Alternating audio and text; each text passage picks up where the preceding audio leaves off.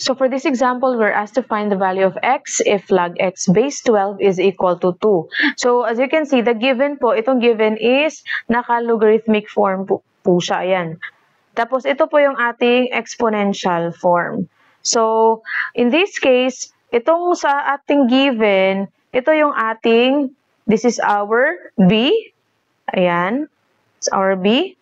This is our x. And this is our y. Ito yung ating y. So basically, we just have to write it like this in exponential form. So magiging, ano siya, b is 12. Yan. So lagay natin dito 12. Tapos yung y natin is 2. Then is equal to x, ito. Okay, which is c. Yan, lagay natin dyan x. So if you use your calculator, 12 raised to 2 is actually equal to 144. So, ang x pala natin is equal to 144. So, that's how easy po mag-transform ng logarithmic form to exponential form.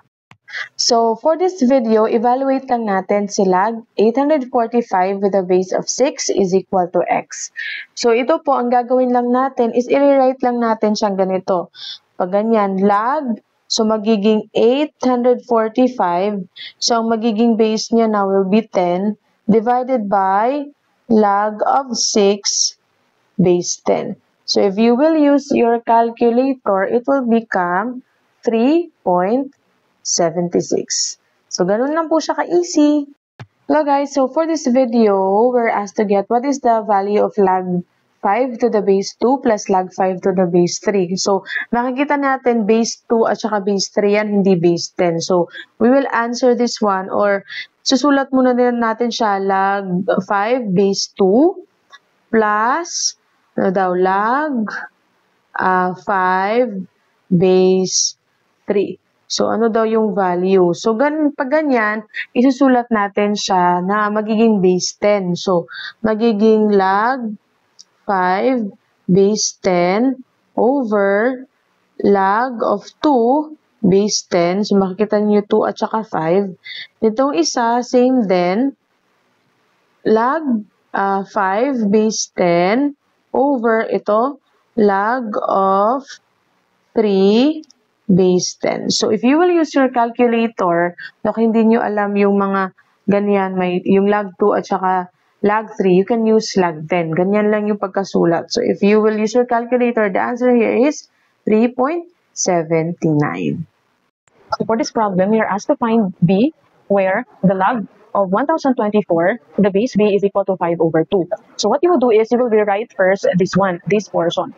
So, let's rewrite that one as log of 1024 over log of b, which is your base previously. Okay, so base natin siya, tapos naging ganyan.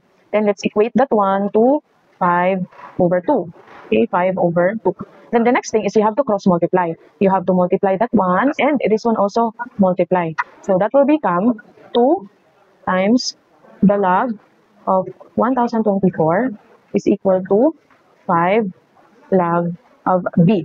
Now we are asked to get b, so what we have to do is to divide this portion here, by 5. Bakit 5? Para matanggal itong 5 dito, tapos log b na lang yung tira. Okay, so divide both sides by 5. Yan, makakancel yan, magiging 1. Magiging 1 yan, so 1 times log b is just log b. So, rewrite natin si log b.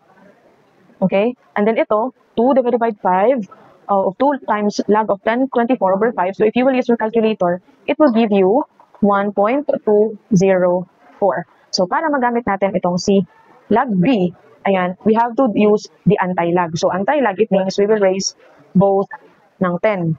Ayan siya. So, that will become b. So, if you will use your calculator, this one is equal to 16. So, our answer is 16.